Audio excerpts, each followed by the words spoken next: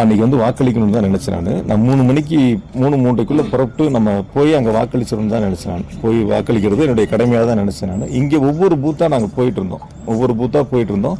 சில பூத்துக்களில் வந்து அதிமுகவினர் வந்து பூத்துக்குள்ளேயே இருந்தாங்க.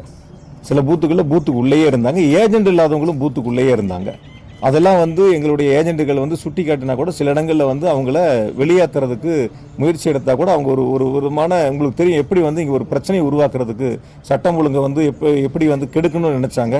எந்த மாதிரியான நடவடிக்கையில் 2-3 நாட்களாக கடைசியாக இருந்தாங்க. போய் மறியல்லாம் பண்ணாங்க. மாவட்ட ஆட்சியாளர்கள் மறியல்லாம் பண்ணி தேர்தலாம் நிறுத்தணும் அப்படிங்கிற அந்த சூழலுக்கு போனாங்க.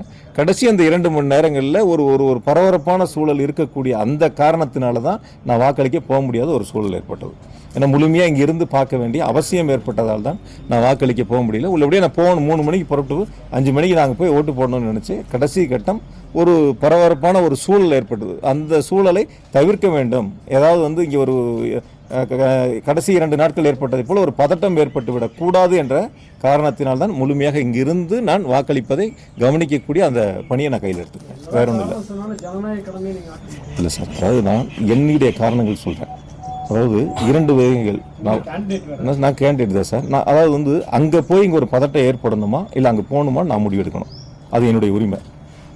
அது நீங்கள் சொல்ல வேண்டியது இல்லை, என்னுடைய உரிமை. அது நீங்கள் உங்களுக்கு ஒரு கடமை இருக்கிற மாதிரி எனக்கு ஒரு கடமை இருக்குது. வாக்களிப்பதும் கடமை.